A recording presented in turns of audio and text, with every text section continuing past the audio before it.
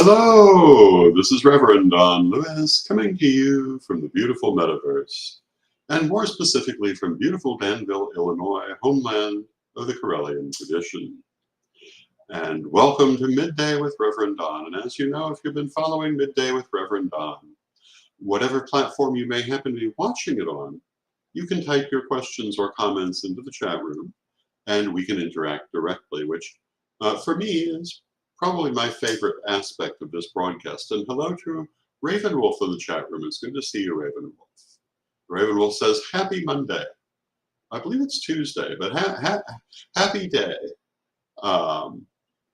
Either way. And I hope that you're having a good day wherever you are. And we will have a lovely conversation. Hello to Mary in the chat room.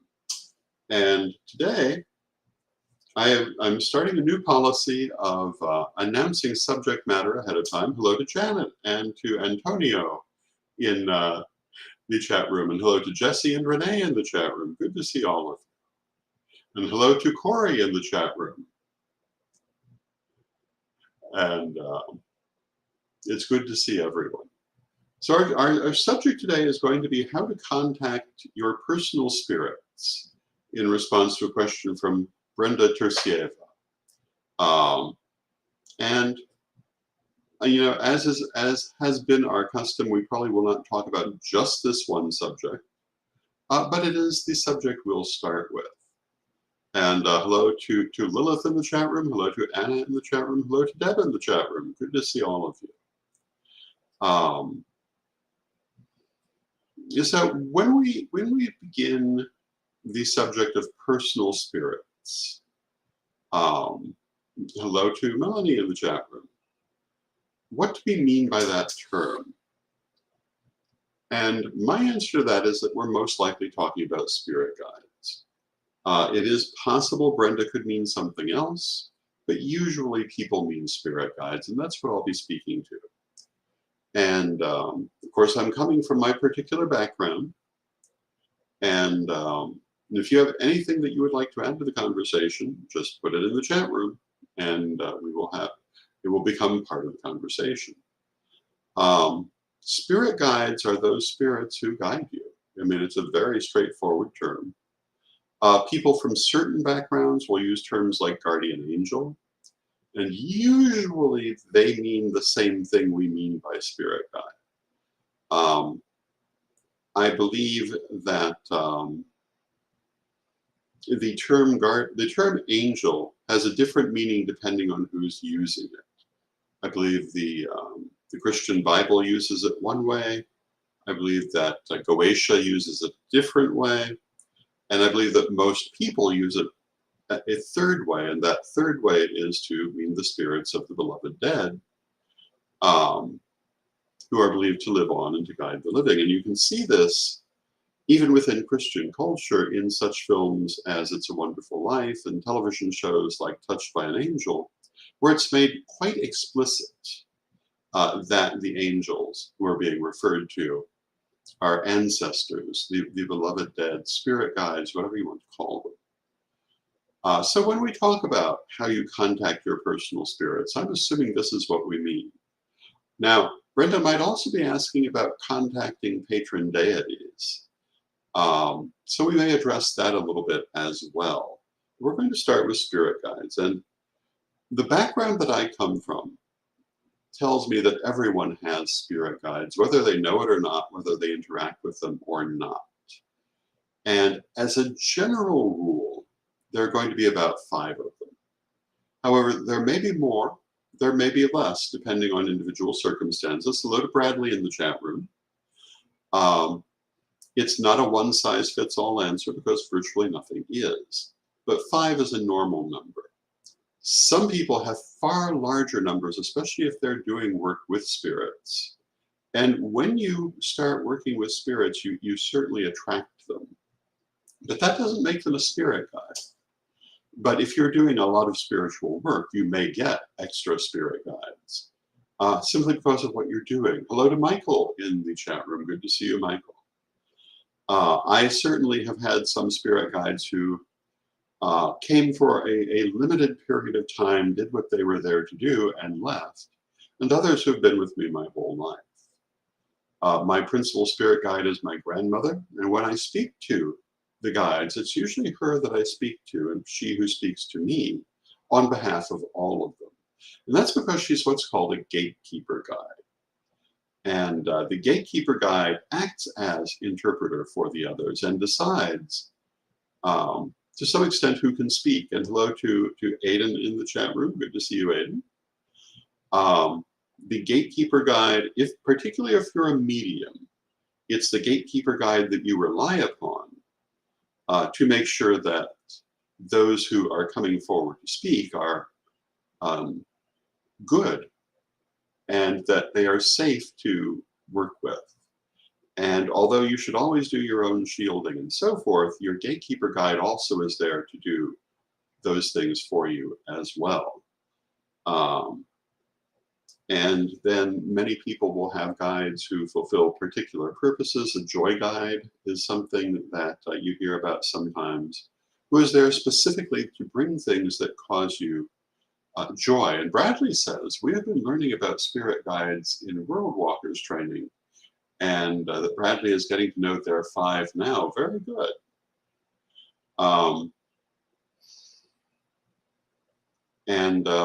Again, some of them will be with you forever. Some of them are only there for a short time, but generally speaking, the ones we're talking about are the ones who are with you throughout your lifetime. And these are usually spirits you've had previous experience with. You may have shared lifetimes with them. You may have known them in this life. I certainly knew my grandmother in this life. And then she became a spirit guide to me. But I could just as easily have a spirit guide that I've known in past lives, who then comes as a spirit guide. I will say that a number of people that I've known who did psychic and spiritual work later showed up among my spirit guides when they had crossed over, because we had that established relationship, and because I do speak with those who are in spirit. And so they did come forward. Hello to Brenda in the chat room. We're doing your question now. And it's good to see you. It's good to see everyone. This is how you get the guides. It's set up before you're born. They are spirits that you have relationships with, but then they can also expand during life. And occasionally you may, if you can gain them, I'm sure you can also lose them, but only to be replaced by others. I don't believe that anyone is without guides. Nothing I've seen in my many, many years of psychic work suggests to me that that even can be the case. It's also worth noting, because of the complex nature of the soul, which will probably be another talk on a different day, spirit guides can also be other aspects of your own soul. This can even be in the case of people you may have known, because your soul can also have those parallel lives where it is incarnated more than once at a given time. And you can meet those people on occasion, and they can sometimes act as spirit guides to you. Past lives can sometimes act effectively as spirit guides to you because they retain a certain integrity within the soul, and can come forward despite the fact that there are subsequent incarnations. That does not prevent that. It's not particularly common for that to happen, but it can. And Ravenwolf says, one of the spirits here loves moving one of the trigger objects upstairs as a method of communication. And that's an important point, because in my background, we speak to them, they speak to us, but that's not the only form of communication they use. They also can move things around. They can make noise. At one time, communicating with spirits through knocking was very popular. And I mentioned how Caroline Heikerel did use this to some extent in her spirit work when we were doing the evening with the Corellian ancestors. Even though she did know how to simply bring them through, they still would knock to get her attention. If the photo of an ancestor happens to fall for no given reason, it usually means they want to speak to you. They also can use smell to come through to you. And flowers are not unusual, or perfume, but other smells can come through too. I know of a particular guide who is often announced by the smell of cigarettes because they were a heavy smoker. And people know um, that this is something that announces their presence. Many years ago, I worked briefly for about 6 months with a particular spirit guide who was announced by the smell of smoke. And turns out this person had died in a house fire because they had been smoking in bed and fell asleep, or actually fell into a drunken stupor, um, and crossed over in that way. And this key remained with them. It's how we knew that they wanted to speak, which I always thought was a little gruesome, but I'm not sure that was out of keeping with their personality. A little bit of dark humor. And they were very helpful for a time. And then they moved on because they were only there for that purpose. Now we have a question in the chat room. And the question is from Michael, who says, I'm not sure if you have time for this. I read that Poke Runyon, in his Lesser Key of Solomon book, at one point took the coercive type language out of the Goetic invocations, but had them back after having to do several exorcisms. Do you recommend people just not do that sort of work, or do you think that the coercive types of invocations are maybe really needed in those cases? Hello to Mary in the chat room. Good to see you, Mary. Bearing in mind that I'm primarily talking spirit guides rather than Goetia, I think it really kind of depends on the practitioner. I'm not a great believer in the idea of coercive interactions with spirits. I figure you're just going to make them angry with you by doing that. But it depends on the spirits you're bringing through. But it also, perhaps more importantly, in my view, depends on what you expect from them. Now, we've talked about the idea that what you get from your interaction with spirits is partly based on what you are willing to let through.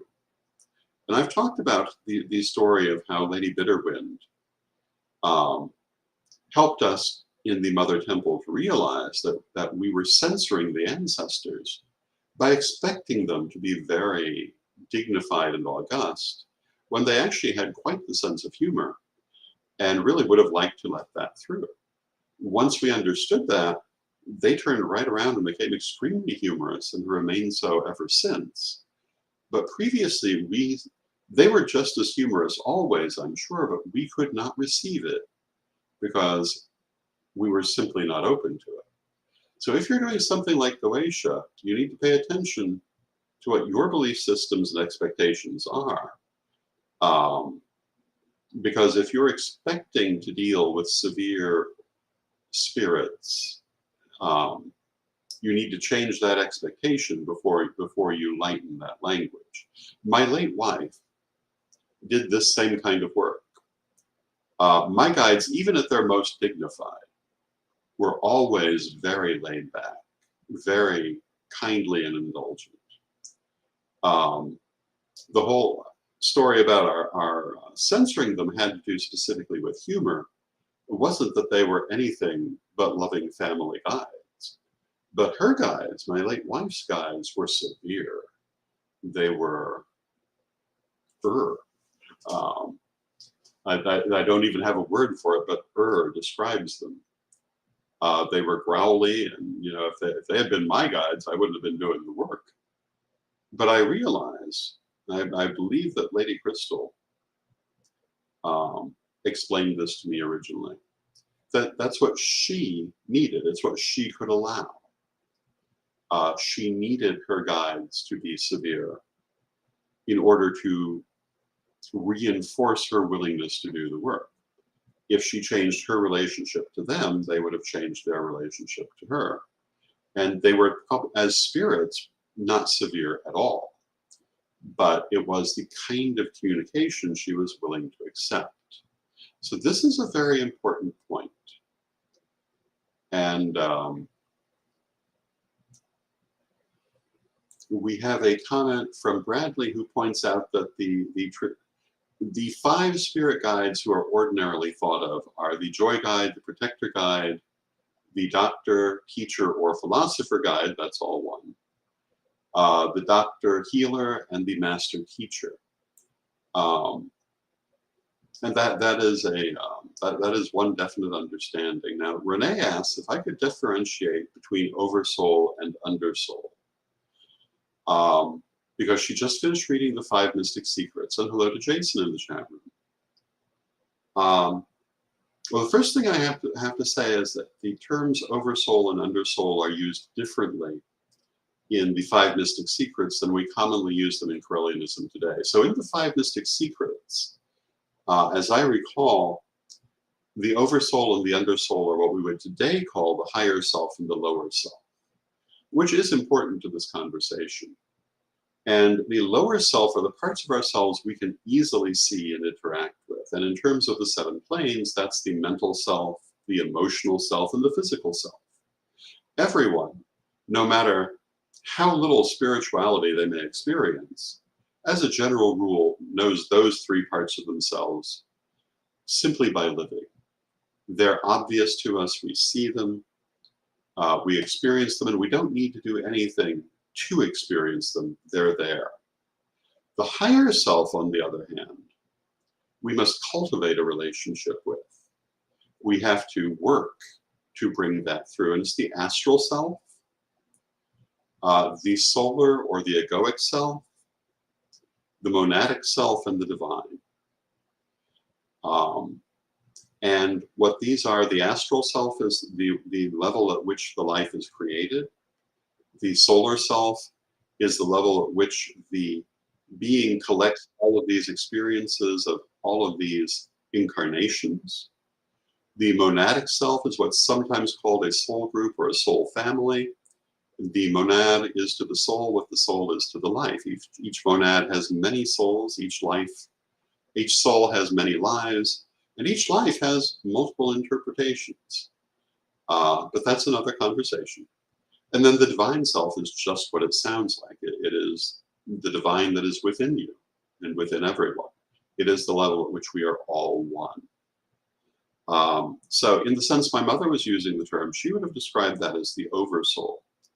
And the mental, emotional, and physical self is the undersoul. Today we would say higher self and lower self. And in modern Correllian parlance, the term oversoul would often be used to describe the monad, but not necessarily. And some people would still use them the same way as they were used all those many years ago, and we certainly have not changed the language. So oversoul and undersoul are higher self and lower self. Just an older way of referring to it. And one of the things that happens in all religions is they evolve and they change, and our language has changed somewhat over the years.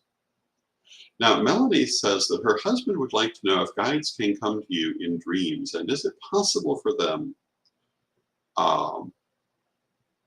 in a manner of speaking, to stay within you, as he would feel after dreaming of her, he would tend to adapt her personality for some time after waking from his dream. And hello to Jeanette in the chat room. And yes, spirit guides absolutely can come to you in dreams. They do that more if you're not actually sitting for them on a regular basis, which we're about to get to. And so for most people, dreams are probably the way they will communicate with you.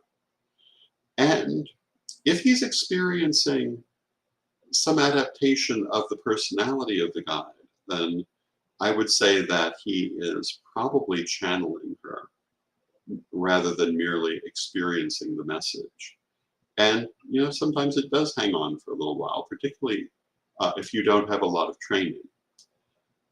May also be that particular spirit guide could also be another expression of the same soul, as, for example, a past life. And so when communicating that there is a great overlapping which would cause it to hold on also. And of course, when you channel a spirit, you are overlapping with it. And this is what we're just talking about with the 7 levels of the being. At a certain level, we are all one.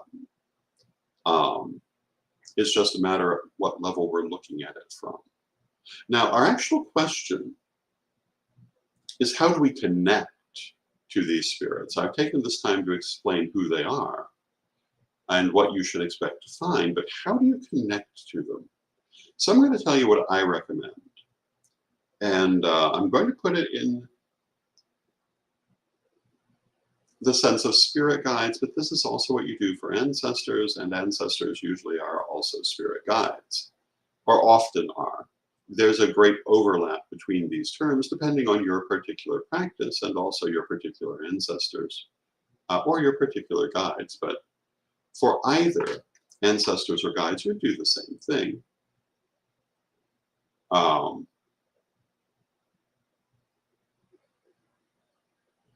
What you want to do, I would say, what I was taught to do is to begin by setting a time, a certain time each day to speak to them.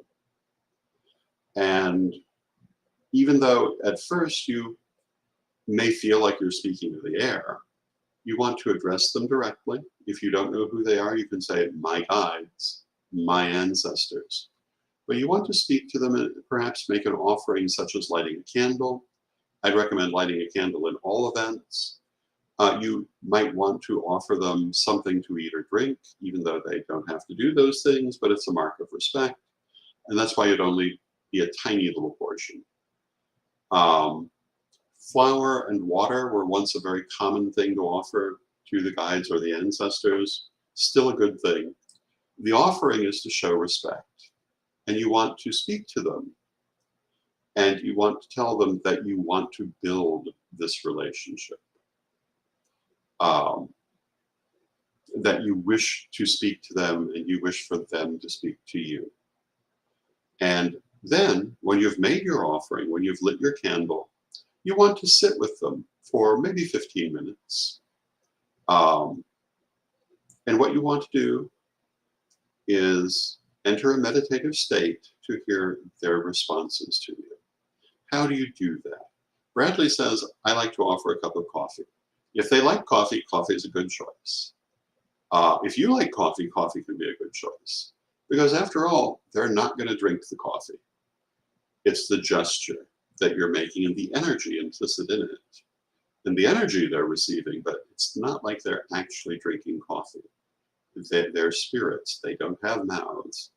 They don't have not in the sense that we do. You're making an offering. So you want, I'm going to try to avoid using the term still your mind, because that screws everyone up. It even screwed me up when I started. You don't want to still your mind. You cannot still your mind. Not really. What you want to do is not use your mind during this exercise. So, as a thought, or as an image, or as anything comes into your mind, don't grab onto it. Don't respond to it. Take note of it, but don't respond to it. Just let it go on across your mind like a cloud moving across the sky. If you grab onto it, you stop the process. So you must be completely passive in bringing through messages. Let the images or messages come. Note what they are, and in fact, I recommend having something to write it down with, or working with a partner that you can say it out loud to. But don't think about it, don't analyze it, don't respond to it in any way, except to note what it is. And when you begin, what you get may not seem to make any sense at first, but that's because you're learning. It will start to make sense, I would say, within a couple of weeks at most. So keep working with it. Do it every day. It's best to do it around the same time every day. Speak to the guides, light a candle, make an offering, and sit to speak with them.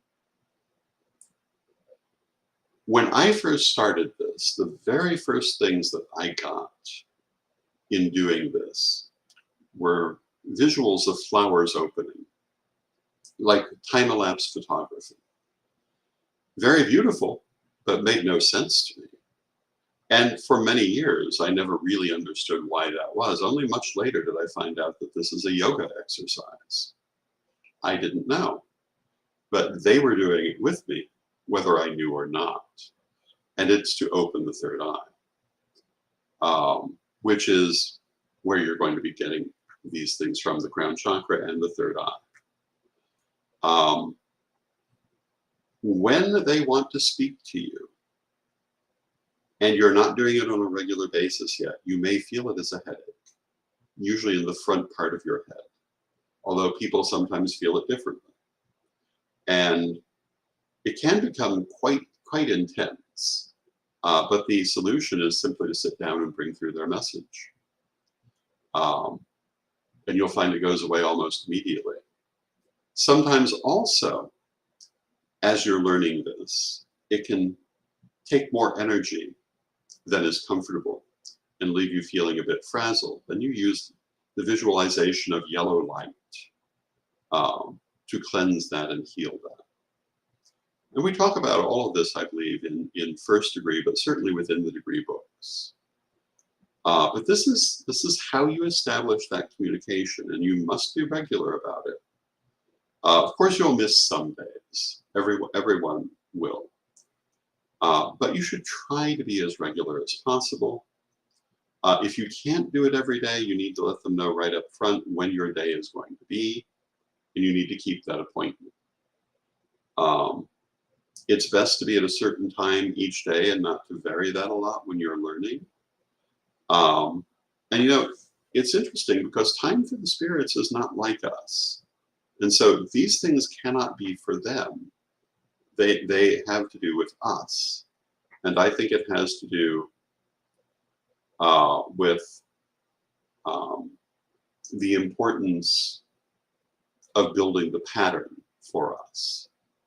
But it is important, and I highly recommend it. Now, Ravenwolf says, with me, it's draining, and I feel a bit like I haven't slept all night. And yes, if you do a lot of this work, it can be draining, but there are specific things to do to fix that. I mentioned yellow light. There was a time where I would channel for 4 to 6 hours at a time. And I usually fortified myself with coffee and chocolate. And these things can be effective.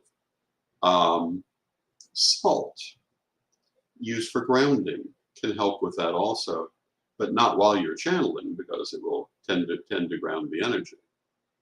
But afterwards, it's always a relatively good idea to eat something after a major channeling session. But when you're learning, they're not going to be major sessions. You'll be starting simply, and you want to continue that as you go forward and build incrementally, and your guides will help you with that. As I say, I would look for it to take a couple of weeks at most for the messages to be clear to you. But you do have to establish the channel, you have to clear the channel, and so in that first couple of weeks, understand that what you're getting may not always be clear, and you always must remember that the messenger can warp the message. So whatever you bring through psychically, whether in this format or any other, you cannot analyze it or judge it as you're bringing it through. You must be absolutely passive. But afterwards, you absolutely should have a look at it. And the amount of faith you put in it, in my opinion, should have to do with your track record, which of course takes time to establish. So when you begin, take everything with a grain of salt and understand your guides are not going to tell you to sell everything and buy lotto tickets.